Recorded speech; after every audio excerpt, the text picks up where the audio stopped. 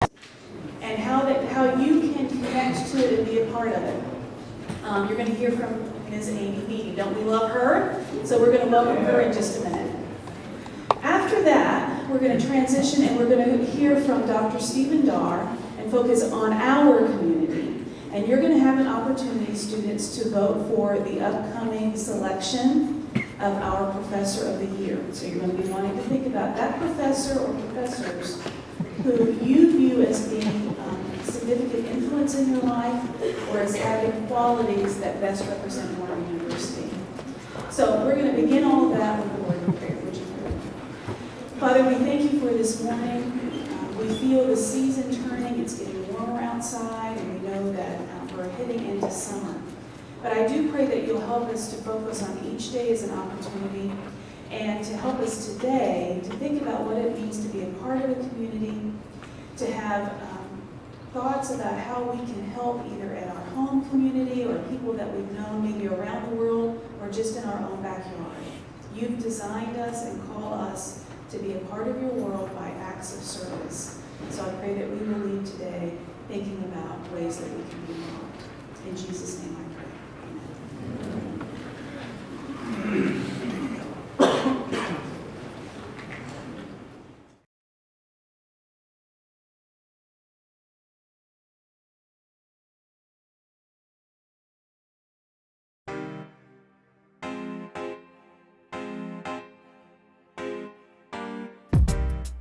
I first decided to become a doctor when I was 16, I believe, and I was applying for college. Was I going to follow my father's footsteps, which was electrical engineering? I gave it up to God. He just showed me certain signs that said, it's going to go to medicine. It took me 4 years of college and 4 years of medical school, and then God directed me to family practice. I wanted to be a missionary. I knew that God was telling me that I needed to serve people. I just had a passion for people of other cultures.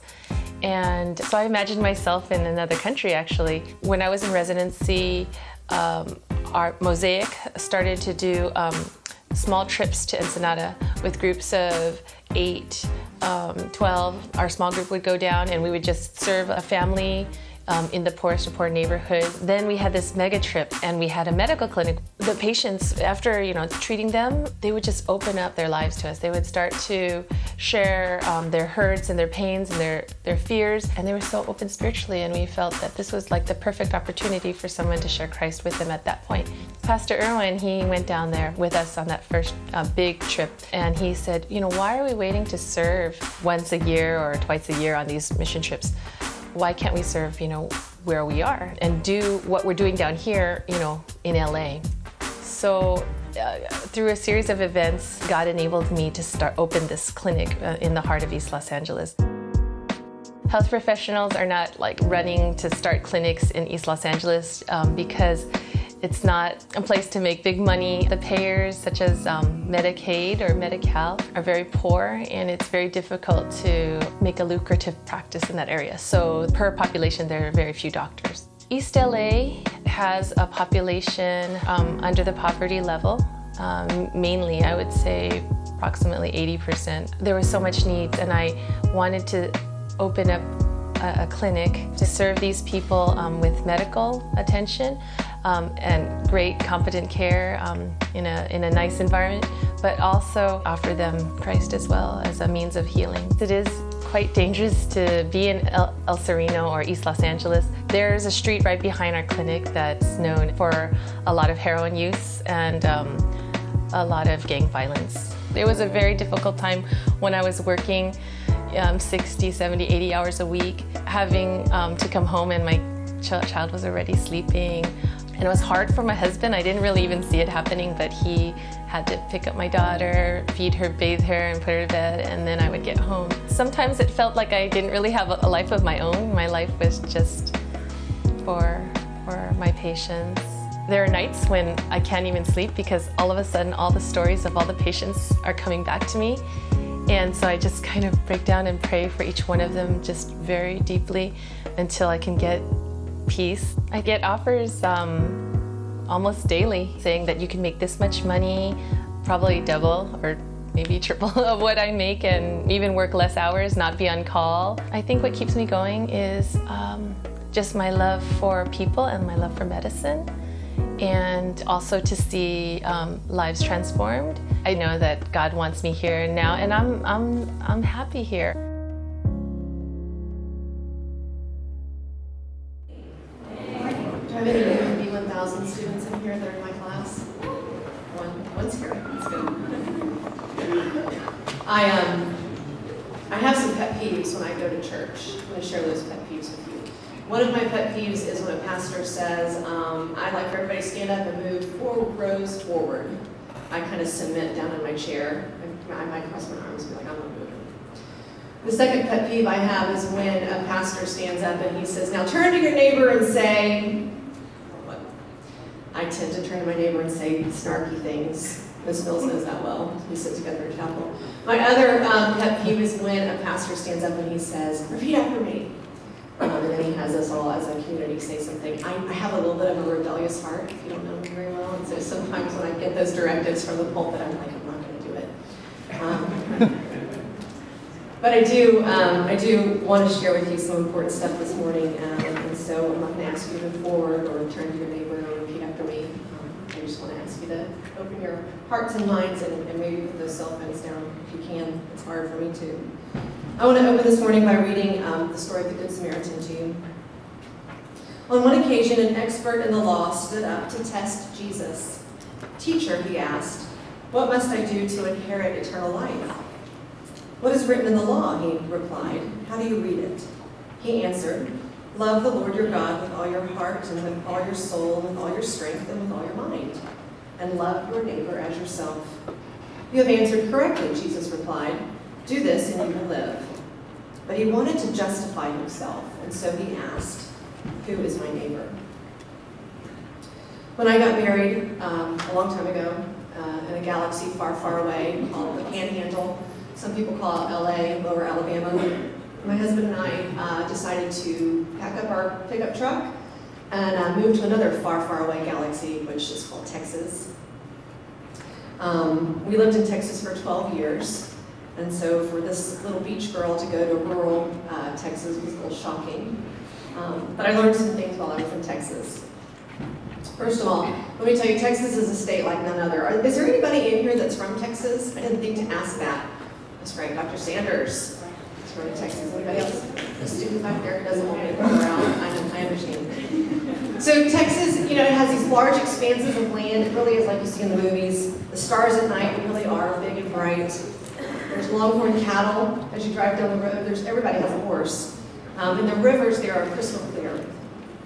But it was the people that I loved and learned the most from in Texas. Most of the people in my community were ranchers and farmers.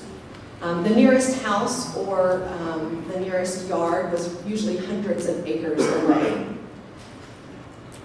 But Texans called them people, their neighbors. And they knew them. They really knew them. They knew their neighbors. So I grew up in a typical suburban neighborhood. The neighbors, we were close in proximity, but we were not close. I lived in a neighborhood where we pulled into the garage and rarely said hi. I hoped to not see the neighbor. I pull into the garage sometimes and then close it before I get out of the van, just so I don't have to see the neighbor. I mean, that's how I grew up. But in Texas, when a neighbor was in need, these farmers and ranchers that I knew would help regardless of distance. As a matter of fact, as I was thinking about driving into my garage and shutting it before the neighbor saw me, in Texas, the men and women, when they drive their trucks, they wave to everyone. So for a long time, for about 6 months, I thought I was really special. I thought that everybody was waving to me until I found out that that's just how they are. That they wave to everyone. Can you imagine me driving around Winter Haven waving to everybody? Although I probably would. So. In Texas, regardless of distance, everyone was a neighbor. You see, there was something about these men and women who were farmers and ranchers. There was something in their DNA that caused them to just run to a neighbor and help them when they needed it. They didn't need a Bible lesson on the Good Samaritan. They didn't need a call to action from a certain group to go out and help their neighbors. It was just natural. You just helped your neighbor. it made sense. And so here at Warner, it makes sense for us too. Helping your neighbor is part of this university's DNA. You are a part of this university, and so we are going to go out and help our neighbor tomorrow. Now, I don't know about you, but this kind of service might be unnatural, it might be awkward for you, but that's okay. Some of the best and easiest things we do at first were awkward and then natural until we practiced them. You guys are athletes, most of y'all are athletes, you know that. I mean, I could practice all I wanted and I still wouldn't be good at a sport, but if the idea of helping and reaching out tomorrow seems foreign to you, it's okay. We're going as a group, we're going as a team, we're going as a university, and it's a good thing to practice. So tomorrow is Warner Cares Day, so turn to your neighbor and say, so you've been assigned teams, and we're going to go out together and we're going to neighbor. I'm going to tell you a little bit about that in a second. So some of you might be doing brush cleanup, some of you might be painting, some of you might be reading to kindergartners. Not one job on Wednesday is more important than the other. But we do those things not because we're equipped, not because we're special. We don't do them to call attention to Warner University. We do them because the Lord has told us that that is how we love each other. That's how we love our neighbor. We are here in this time and space. Our neighbors have asked us to help, and our response to our community is to say, of course. Where do you want me? What time? I'll be there. So one of the things I learned in Texas is that if you have Dr. Sanders for a professor, you know how his southern drawl is. And so sometimes words sound a little different, but Texans also tend to make up words. And one of the words that I thought might be in the dictionary because they used it so much was neighboring. So they used the word neighbor and they turned it into a verb. It was an action verb. We're going to go neighboring. Well, maybe it's not in the dictionary. So I want to finish the parable for you now. In reply, remember when I ended it, he asked, "Who is my neighbor?" In reply, Jesus said, "A man was going down from Jerusalem to Jericho when he fell into the hands of robbers. They stripped him of his clothes, beat him, and went away, leaving him half dead. A priest happened to be going down the same road, and when he saw the man, he passed on the other side. So too, a Levite, when he came to the place and saw him, he passed on the other side. But a Samaritan, as he traveled, came where the man was, and when he saw him, he took pity on him. He went to him and bandaged his wounds, pouring on oil and wine. Then he put the man on his own donkey, took him to an inn, and took care of him. The next day he took out 2 look after him, he said, and when I which of those 3 do you think was a neighbor to the man who fell into the hands of robbers?" The expert in the law replied, "The one who had mercy on him." Jesus told him, "Go and do likewise." Neighboring is what we're going to do tomorrow. To help me share how important tomorrow is with you, I've asked Mr. Morgan and Christy to come up and answer some questions for me. So I'm going to interview them over Winfrey style. So y'all come on up if you don't mind, grab a chair, and I should have said Ellen DeGeneres, sorry. Grab a chair, grab a mic, and let me ask you a couple questions if you don't mind. Ready? Yeah. Mr. Morgan, you're going first. All right. What project were you assigned to last year? I was assigned the clearing brush project. That is an awesome job, by the way. Clearing brush. I hope you all get assigned to clearing brush. When we sit at our dinner table, we ask our kids what were your high and lows of the day, what was the best thing about your day, what was the worst thing about your day. So, Mr. Morgan, what was the best thing about Warner Cares Day last year? Well, I didn't know what clearing brush actually meant. I was assigned it last year. Because he's from New York, he doesn't know what clearing brush means. No. But we were assigned to team up with a city worker to go around. It says alleys on the sheet, but it's really a lot of side streets too. We were assigned to take weed whackers or I guess pruning devices. To trim trees, brushes, and bushes, and all sorts of overgrowth along those side streets and alleys. But my favorite part though was it was so much more than that. You know, my team cleaned up these side streets and alleys as we went through. There was some garbage that would be like in between houses, so nobody would claim it, and you could tell like it just was laying there for years. And I mean, I've grown up in some inner city areas, and I know how disheartening that really could be if there's just garbage laying there. No one's taking care of it. No one's taking credit for it. And so my team just went through without thinking and cleaned and cleaned and cleaned as we went through. And after we did so, we walked the street, and you could see it was a completely different street after we completed our task. And that was my favorite part. It was not only just working with students that didn't know, which was awesome, but just have this one mission in mind that we get to go through and take care of this stuff. Last year. Mine was I helped at Lake Aurora Christian Camp, and we had to clear forests and bushes and trees, so That's called brush clearing. Okay, so that was fun. And so what was the best thing? What was the best thing about the day for you? My best thing was just as a group, like getting to know everyone in my group and just all having the same mindset of cleaning everything up and tearing the forest down, and just we were tearing the forest down to make a prayer walk for a retreat that was coming in that weekend. So that it was cool to see like the before and after pictures that we took as well. And so just coming together and just using the abilities that God has given us to just make an impact at their camp was a good thing. That was fun. So was there a negative to last year, a worse thing, or something that made you have anxiety? Or I'll say honestly the worst thing, well, aside from not knowing what brush clearing was before I did it, I'd say the worst thing was knowing at the end that team wouldn't be together again doing stuff. Because we were like moving, and we were really pushing through those streets and talking as we went, or like making sure each job was covered. I sent an email, but I don't know if everybody ever got it. Thank you, my group. But it was awesome. I think that was my most negative part, was that I knew we wouldn't be working together again. That's really sweet. What about you, Christine? Probably just in the hot sun. We were out there for a few hours, so just the heat kind of tore us down. But we came out strong and just finished it out. So we just put in focus. And my dad would always say, like, more hands make light work. So when we put in the effort, we came out with great results. That's awesome. Okay, so at this point, hopefully every student at Warning University has received an email from their team leaders. I know I've had several of you say, I'm going to put an email from my team leader.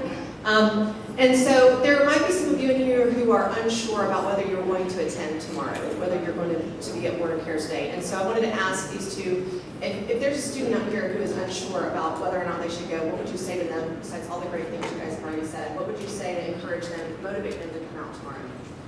Well, enough for myself. I'm a bit introverted. I don't like to go to things if I don't know what's going to happen. But the nice part about this is once you go, you won't have any confusion. If there are directions everywhere, directions from your team leaders, directions at the field, things like that, that will give you your assignment. And then once you get it, you can just like dive into that task. And my favorite part of that is you can put all the stresses of campus behind and just dive into this task. You don't have to think about anything except painting, or cleaning, or teaching children, right? It's free to have a task. It's just a great opportunity to help others, like in the community, and also other individuals in the city. And it's really neat that Warner takes a day out of the year to give back to community, like not like other schools usually do. So it's just Warner is special doing that, and it's impactful for the community. That's awesome. Okay, so I want to give you a couple of announcements about tomorrow, and then I want to give you an opportunity to ask some questions, if you have any questions about tomorrow. I want to make sure you know that it's worth 2 chapel credits. So there are some people in here who are behind on chapel credits, spiritual growth, right? So come out tomorrow, you'll get 2, we'll scan you in. I want to make sure that you know that if you cannot get from Warner University to the Little League field, which is where we all meet that morning, that there will be transportation here at Warner at the Student Life. Student Life will provide transportation. Robbie Dallas will take you guys over in a van. I would encourage you to contact him today. We need to be at Little League Field by 8:30, so you probably need to meet Rodney at 8 o'clock in the morning. But make contact with him today and say, hey, I need a ride from Warner to the Little League Field, okay? So we want to get you there. There's a lunch afterwards. We're all going to come back as a community and celebrate together with hamburgers and hot dogs and all sorts of good food. So we're going to celebrate again and just hear some stories from each other, and hopefully you've made a new friend. I want to encourage you to check your email. So students are coming to me and saying, Ms. Beatty, I didn't hear from my team leader, and then I go find your name and I look and see who your team leader is, and sure enough, your team leader sent you an email, but I'm afraid you're not checking your Warner email. So make sure you do that. I want to point out, Ms. Julie probably hates this, but I want you to know who Ms. Julie is back there. And so she's helping to coordinate a lot of this too. So if you see her and you have a question, you can go see her as well. So are there any questions about tomorrow? About what's happening? Any logistical questions? I'm not going to call you up here, but I do want to give you an opportunity to ask clarifying questions. We're all good. Okay, so repeat after me. I just want to try it. I want to try it and see what that does. No, I want to encourage you to be there tomorrow. Please check that email. Faculty, if you have any issues. Oh, I'm not dismissing you. Sorry. Trick. That was a trick. We have one more little thing. Yes, sir. So he asked, I come see you to find out what group I'm in. Yes. Like, stay after chapel and come see me. And we'll figure out where you are. Any other questions? You know, let me say something else. If you haven't gotten an email or you don't know where you are, show up tomorrow. We'll put you to work. Yeah, we'll find somebody. We'll throw you in that team. Don't let that keep you from coming out tomorrow. Come out tomorrow and we'll put you to work. Thank you. You guys are awesome. Can we say thanks to them? You know how much she cares for our campus and how much she pours into our community. So she's being authentic. She's got something to back this up, that she knows it's important for us to invest in other people.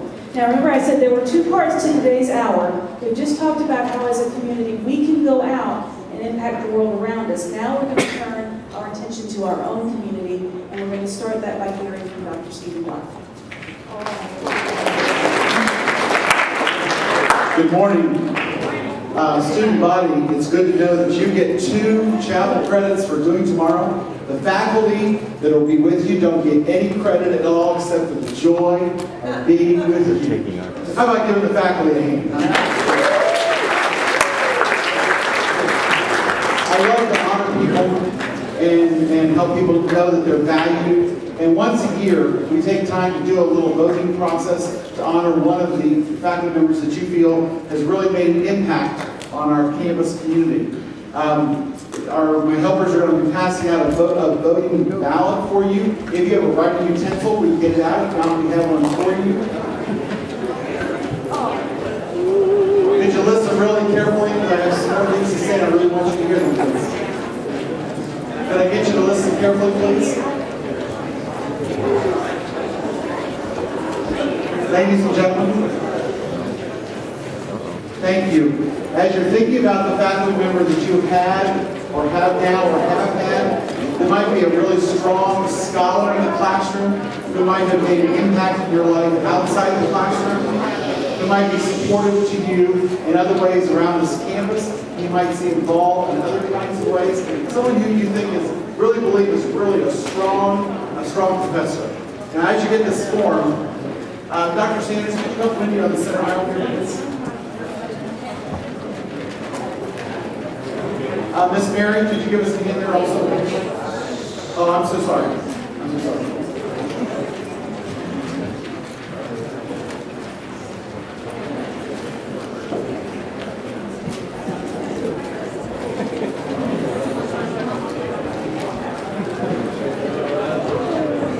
Dr. Joe, could you help us in the center, please?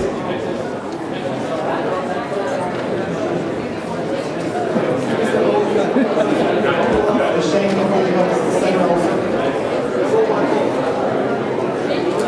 Pass it back to you, Dennis. Yes, we'll be right back.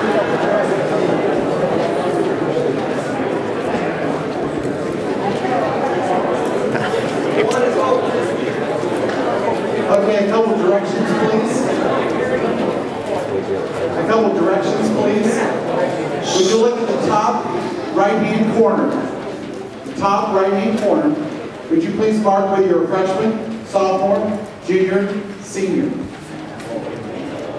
Once you do that, we'll make a note about how to handle the bottom.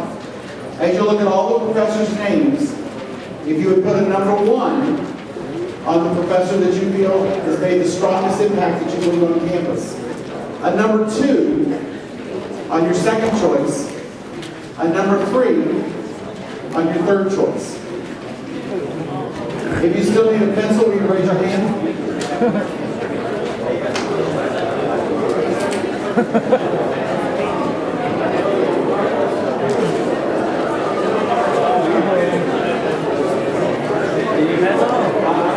Any pencils up here, please?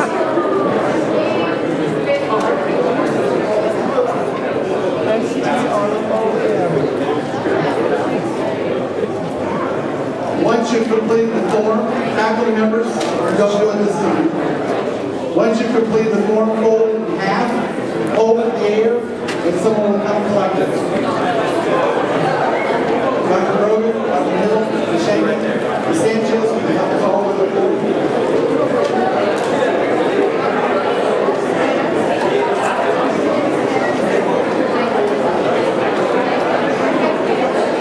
Once you've completed it, fold it in half, hold it in the air, someone will come get it.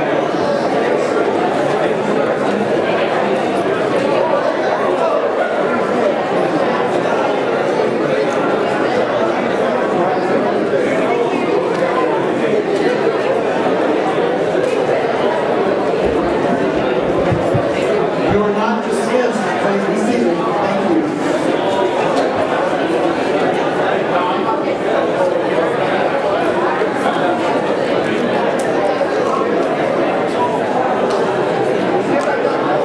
Any more forms?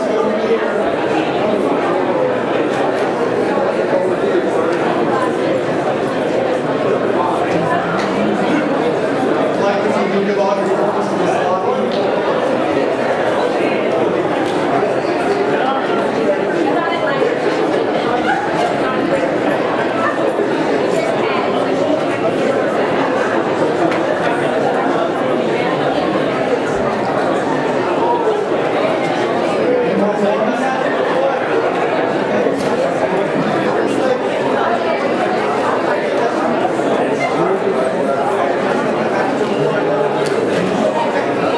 Would you please stand for word of prayer?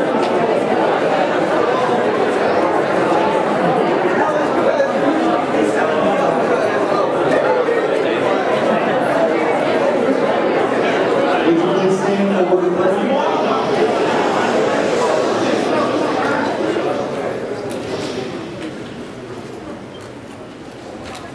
Our Heavenly Father, we thank you so much for the day that you've given to us.